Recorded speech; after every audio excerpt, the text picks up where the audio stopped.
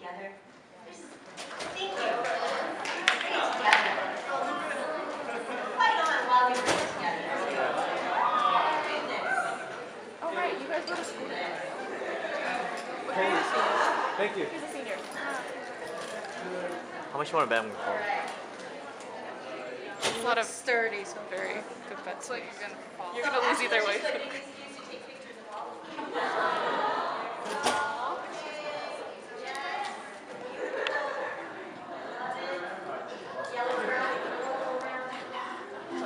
Still there.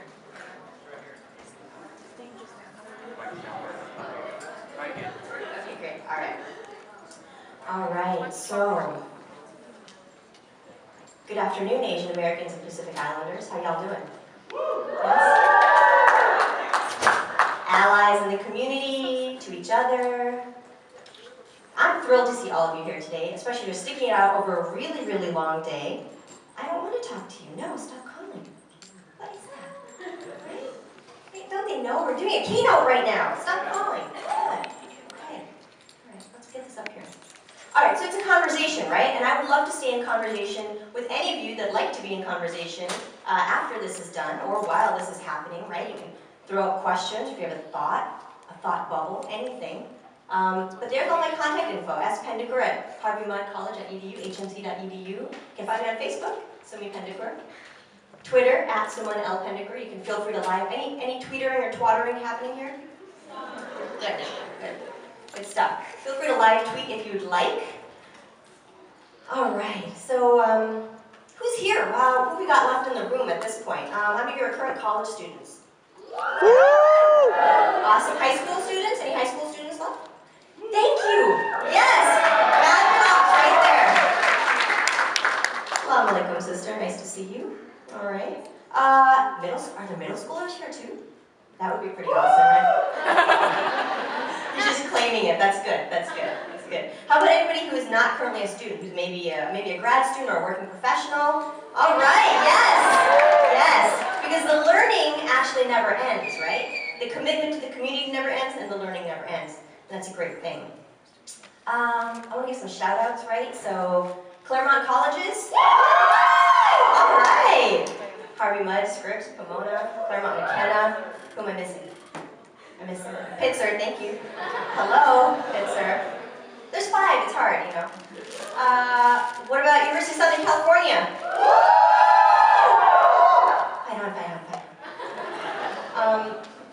So for those of you from SC, from USC, Asian Pacific American Student Services is where I spent almost 8 years, first as the assistant director and then the director. That was a place where a lot of my heart was. That's where passion and purpose came to meet in a really productive nexus. So take advantage of that resource, take advantage of SCAPE, take advantage of all the student organizations at SC. Just want to put that out there. All right. So let's get to this.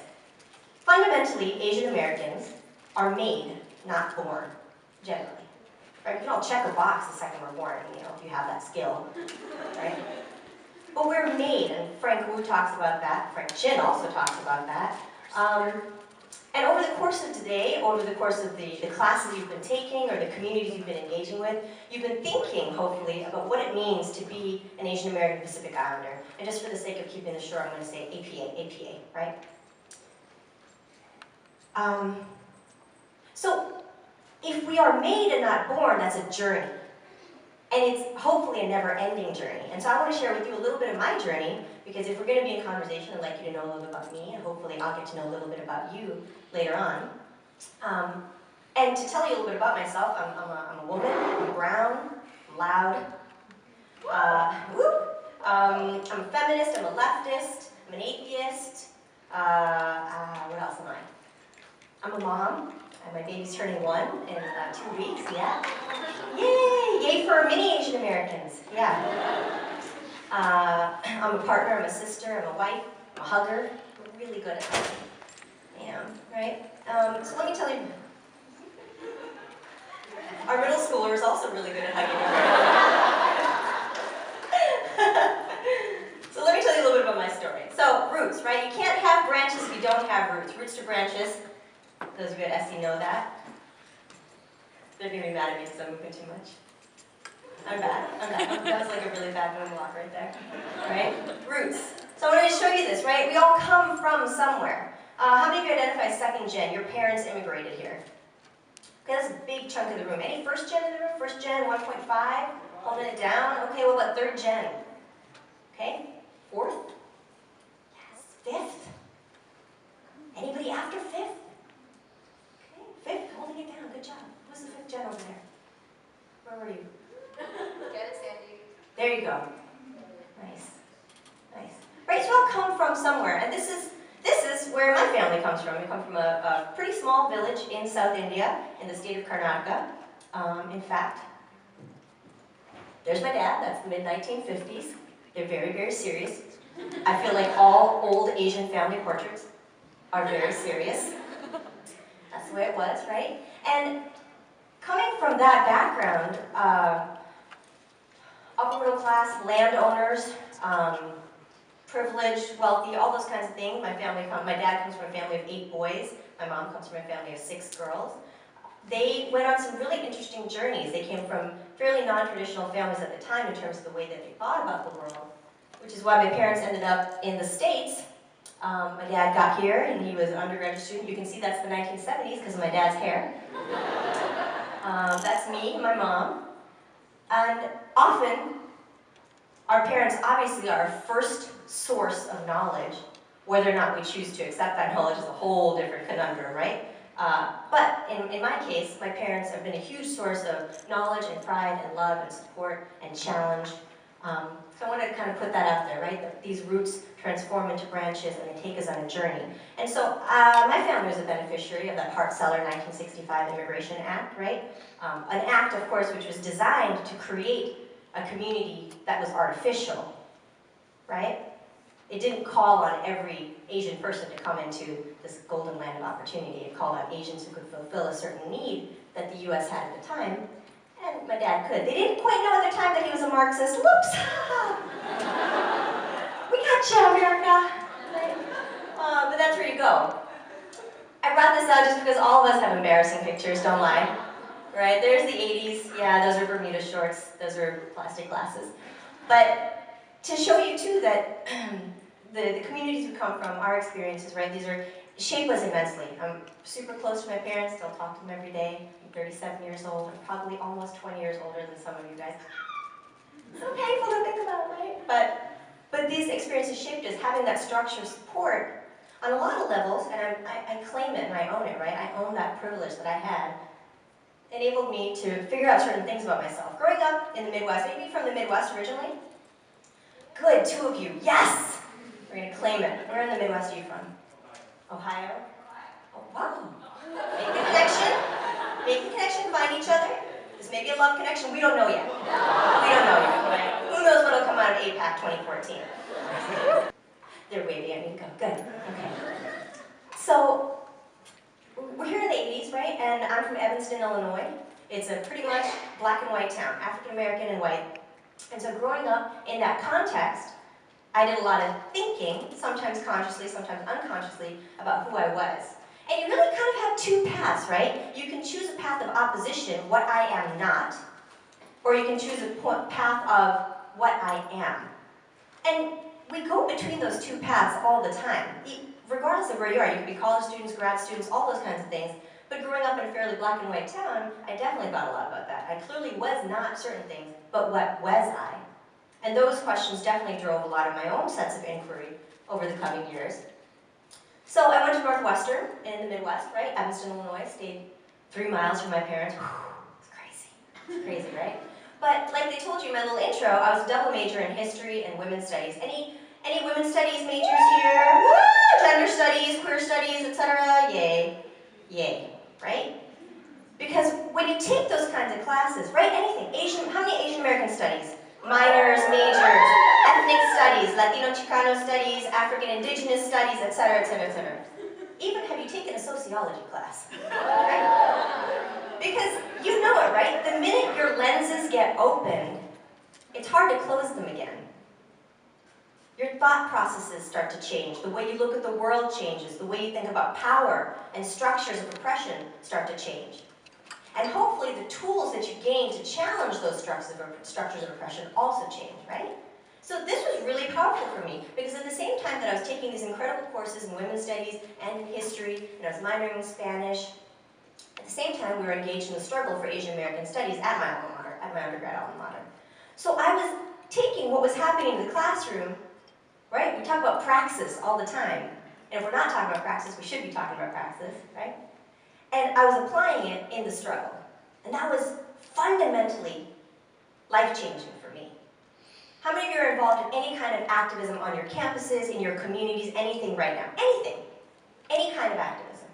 A good chunk of you.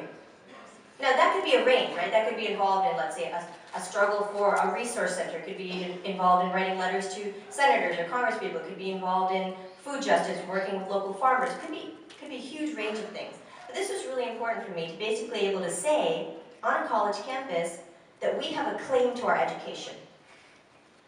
And that education shouldn't be leaving me and my community and our histories and herstories and history, I can't pronounce HX, you know where I'm going with that.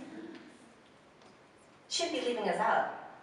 And in fact, without our voices, how much poorer the content of our knowledge really is. So that was life-changing for me, that pathway of not only gaining content knowledge, but finding a voice, gaining the tools, and actively engaging in a struggle that said, wait a second, there's a power structure here that has said that our voices are not valid, our voices are not meaningful, and we have to push against it. So we did petitions, we had a 23-day hunger strike, we did rallies, we did marches. It was a 7-year struggle. What's the one thing we know about power? It'll wait you out. It'll wait until you are tired and overwhelmed, and then they'll say, hey, punk ass, bye, right? Power is power for a reason. So to be able to sustain a movement, sustain energy, sustain passion, how critical is that? It's not enough to say, I have words and I have knowledge. It's not enough to go around quoting bell hooks and Audre Lorde, okay? Because that's real. Bell hooks and Audre Lorde, they blew my mind and continue to blow my mind. But just to be able to quote that doesn't make you an activist. Does that make sense? You've got to put in the work. So you saw that quote right on the very first page. It's actually an indigenous Native Hawaiian saying, in the work is the knowledge. Not just in the knowledge is the knowledge, right? So praxis, again, to come back to that. All right, so a little bit of that. So this was just a picture to this idea of taking it to the streets, taking it to our communities, talking to our families. Families are sometimes the first place we need to engage in activism, right? Depending on what your family structure is. So, just an idea. Throughout the course of the day, you have been to some incredible sessions. I looked through the whole program booklet. You've been to things that are talking about the prison-industrial complex, food justice, transphobia, I mean, everything in between, militarism, right? The impact of drone strikes on our communities. There is nothing that's not an Asian American issue. That's what one major idea I want to put out there for you guys today. So Asian American issues aren't just media representation, right? Don't get me wrong, that's an easy in, because that's where we first see or don't see ourselves. And so we see the problematic very quickly. How are we portrayed, how are we not portrayed, in what ways, who makes the decisions about how we're portrayed, etc. But if we stop there, we're sort of missing the picture, right? There's literally, you could throw out an issue right now and be like, let me tell you how that's connected to Asian America. And we need to be able to think like that, though, because it's really easy to say, that's not my issue. And the minute we start saying, that's not my issue, we've lost the point of a solidarity-based struggle. And I did see one of the things that was being talked a lot about today is the struggles between and amongst communities of color. That's real, right? And that's fundamentally real because master hegemony, right, the powers that be, benefit when we can't commit to one another. So not only are issues that seemingly are unrelated still Asian American issues, practically every issue is an Asian American issue, whether we're talking about immigration reform or whether we're talking about heteronormativity or whether we're talking about roles of communities in fighting police violence. Okay, so I want to put that one major idea out there. However, corollary to that, if every issue is related to being Asian American, how do you not get overwhelmed? Because you could start spinning and be like, oh my God, I just made myself dizzy, right? Literally and figuratively. Like you could start reading blogs and getting on Twitter, just called it Twitter, Twitter, right? And you could start reading literature, and you could start reading the scholars, and you could start following street activists, and then you can feel totally overwhelmed, and that can lead to a sort of inertia. Activism inertia, because you're saying, am I using the right language? Do I have the right tools? Do I know what I'm supposed to do? That's a big deal. How do we not get overwhelmed in the struggle? If we're saying practically every issue is our issue, how do we not get overwhelmed in the struggle to actually make change? As individuals and in our own histories. And we could go around the whole room right now and say, tell us about somewhere in your history, your individual or your family or your ancestors' history where activism has been in their blood. And I'm talking about our nations, right? Almost every one of our nations has been actively involved, home nations, in the struggle against colonialism, imperialism. We kick colonizers out of our countries. We need to kick the colonizers out of our minds. We need to kick the colonizers out of our communities here and out of our homes, right? Because colonialism is both a project as well as an idea, right? So that's number one. Our histories are about fighting colonialism, imperialism, classism, all sorts of isms. We've used armed resistance, we've used passive resistance, we've kicked empires out of our countries. So don't let anyone tell you that activism isn't in your blood, or that you don't have a right, or that you shouldn't have a voice as an activist. Don't let anyone take that away from you. That's critically important.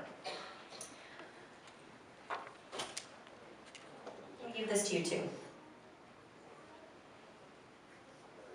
I like that one. That's why I picked it for you. Right? It's in our blood. But at the same time, when I say activism is in our blood, and it's in our lifelines, and it's in our histories and stories, activism doesn't end when you leave college. That's a big one, and I gotta put that out there. Because for some of you have been engaging with this for years and years and years.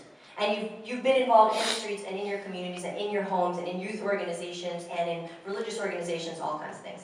Some folks come to activism in college. That's the catalyzing place. But regardless, after you leave here and you're in the workplace, how does activism continue, right? Because if activism is this thing that you do, like, hey, I'm an activist, check out my black armband, right? I tweeted about it. We've got a problem.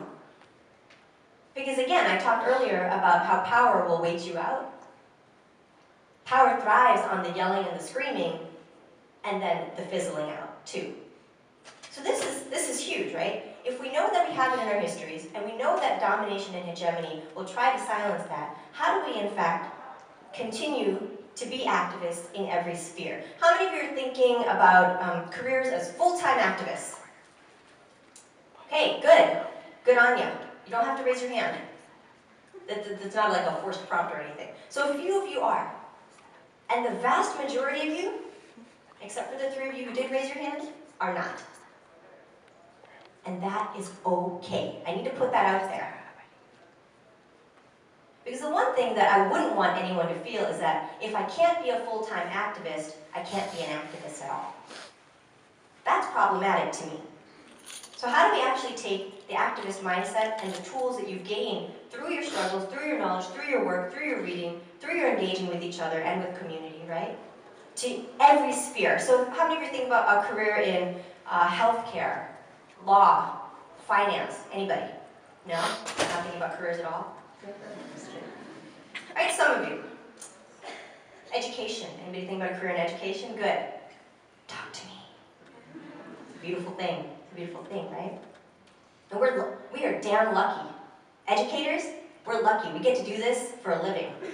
We get to work and engage and talk about ideas and help. For me, I get to work with young people to help them transform knowledge into tools to actually hopefully make the world a better place, right? So I'm lucky and I know that. But regardless of where you sit, can you actually be a voice for the underserved? Can you actually point the lens when institutions are actually silencing people, entities, communities, right? How do you take the skills and knowledge you're learning and gaining into every space you're in? Again, it starts at home too.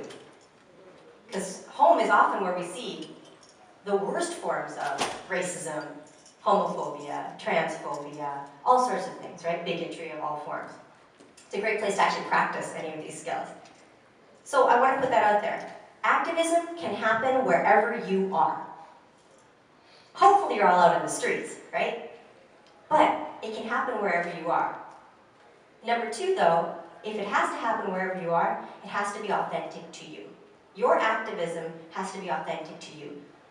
My activism can't look like Jonathan Wang's, and Jonathan Wang's can't look like mine. Right? What's up, boo? What's your name, sister? Insha. What Insha and I do may be very different. But when Jonathan or Insha follow their heart, their mind, and their training to make change in the world around them, is it meaningful and authentic to them?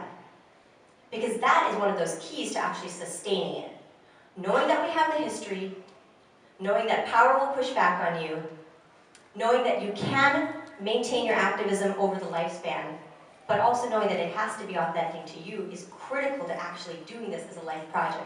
I said I'm nearly 20 years older than some of you in the room, right? Again, that brings tears. But this is something I'm excited about. I hope you can see that for me. Like this, like if it's in your skin, it's in your skin, right? This is something exciting. And I want to do this for a long, long time. I want to help my baby boy be not just a good man or whoever he's meant to be, right? But to live in the world in a righteous way too. This is a family project, a life project, it can be all those things for you too, but it has to be authentic to you, and you really need to question yourself on what does it mean for me to be an activist? What does that look like and feel like? And how do I bring that into every sphere that I'm in? All right? So, connected to that, how do you maintain authenticity? You're like, no, I know who I am, girl. Right? How do you maintain the authenticity? You gotta find ways to refuel, you gotta find ways to recharge. Because it can also be a burnout. How many of you you're in college or maybe just out of college, young professionals, and some days you're like, man, I am tired. Can I just go to the movies? I feel that way. That's okay. It is important to say it out loud and be like, can I just get a Mint Milano right now? Right? It is okay. It's okay to be tired. That is all right. But finding great ways to amp yourself up, to refuel, to connect with each other, because this isn't just a movement of ideas, right? It's human. What's your name? Yeah. Silas? Hopefully Silas and I can make a connection today where we can keep connecting to each other and connecting to each other, and then we support each other and we challenge each other. Because that's important too, right? Your community can't just be a bunch of yes people being like, yeah, girl, get it! They also have to be like, did you actually think this through? Is that legit? Is that a wise decision, Silas? We need each other. Like, this is a human thing. We need each other in this. So you gotta refuel and recharge. You don't want to flame out and give up fighting oppressive systems because you're so burnt out that you can't do it anymore. What time is it? Yes, thank you. They can only record in 10-minute increments, so then he waves at me every once in a while. And then I stop. Yeah. All right. Okay. Let me get to this.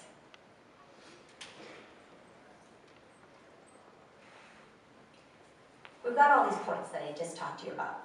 And I'm just talking to you, right? Because I feel a lot of love and energy in this room, and I want that love and energy to continue beyond this room and beyond the scope that we're in today. But I gotta be really clear. I feel pretty strongly, and maybe some of you have been feeling it recently, right? There's been a lot of nasty back and forth between people who ostensibly are kind of on the same side in various blogs and various Twitter relationships, or whatever they're called, right? There's been a lot of hatred amongst people who should be, hopefully, supporting and challenging each other, but also pushing against the same systems of domination and oppression that impact all of us. So this is one thing I want to put out there. Whatever your activism looks like, whatever is true to you, hopefully it's actually fueled by love and joy and compassion. It is 100% great to have a righteous rage. I've had a righteous rage for a very, very long time, right? That is great, because that's fire. But every fire needs kindling. Every fire needs key, right? Every fire needs to be fed. And you can choose multiple directions to feed your fire in. For me, the place I am in my life, and this is one thing I'd like to offer you, is to say that a fire constantly fed only by rage and only by anger will end up burning you out. Not only burn you out, but you'll end up burning other people because your sparks will hurt. But an activism fueled by love and joy and compassion can take you in different places, because that's what gives you that energy to connect with people, to connect with ideas, to actually find spaces for forgiveness. There's not a lot of forgiveness. I do want to say a critique right now of activist circles is how little forgiveness there is. You used the wrong word. You didn't get that theory right. What's going on in the heteropatriarchy today? Don't get me wrong, language is power. We should own it, we should claim it. But when we knock each other down because we didn't have the same access to that language or that knowledge, how fundamentally problematic is that?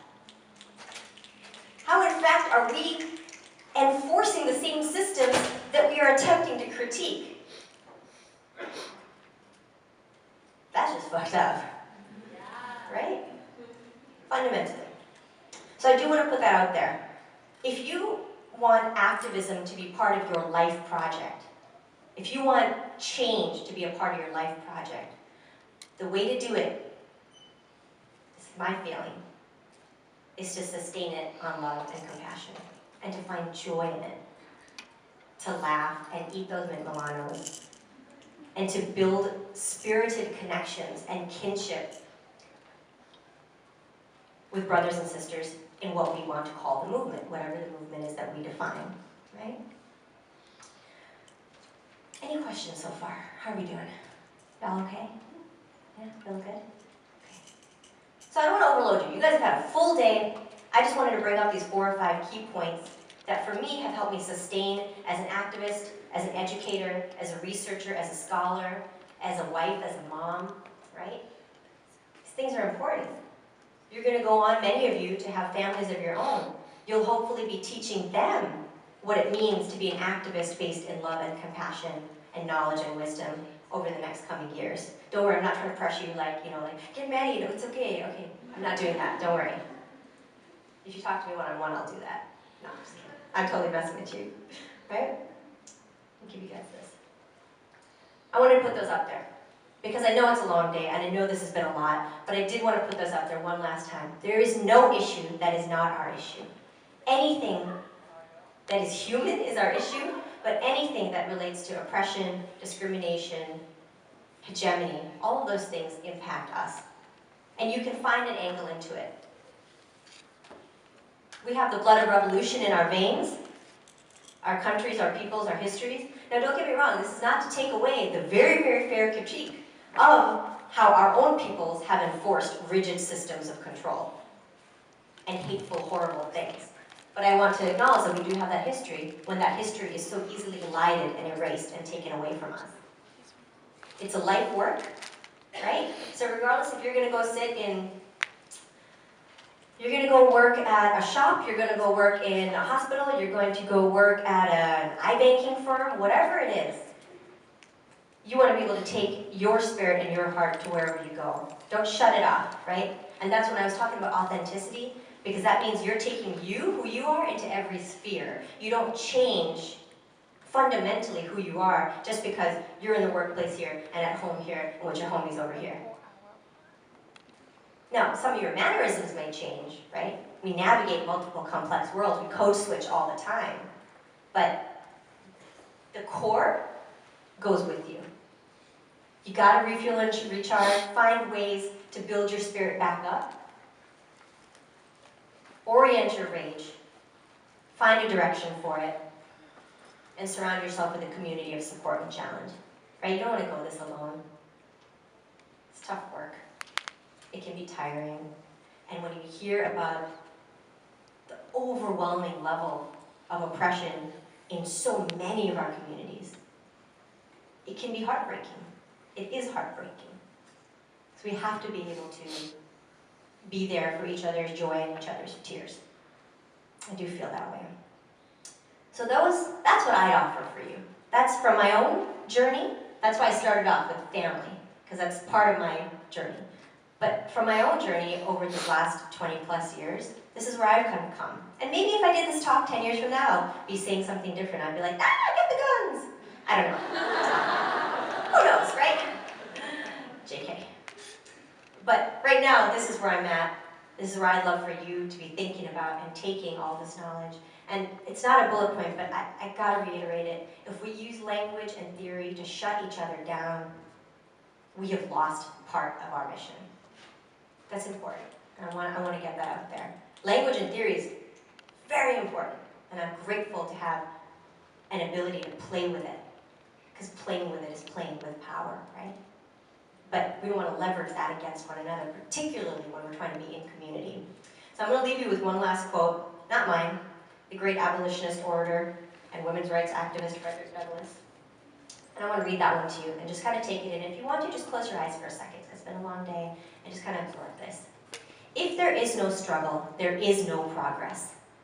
Those who profess to favor freedom and yet depreciate agitation are men who want crops without plowing up the ground. They want rain without thunder and lightning. They want the ocean without the awful roar of its many waters. This struggle may be a moral one, or it may be a physical one, or it may be both moral and physical, but it must be a struggle. Power concedes nothing without demand. It never did, and it never will. He said that back in 1854. If I didn't tell you that was from then, wouldn't you think this quote is applicable to today? Most likely it'll also be applicable to 100 years from now. So when I talk about sustaining, right, we talk about the word sustainability a lot, but sometimes we don't actually talk about it in the context of our own bodies and our own emotions and our own moral selves. So the title of this talk was Sustaining Activism, Sustaining Self. Power concedes nothing without demand. It never did, and it never will. It doesn't concede without demand. That means demand must come from you. And you have to be able to make that demand, which involves self-care, knowledge, love, joy, compassion, community, all of those things, to be able to make that demand, to call for action, to take all the tools you're gaining and learning and actually implement those in new and exciting ways, in addition to all the things you're doing right now. So I'm going to go ahead and leave you with that. I thank you for your time. I thank you for your emotion and energy, and I appreciate you.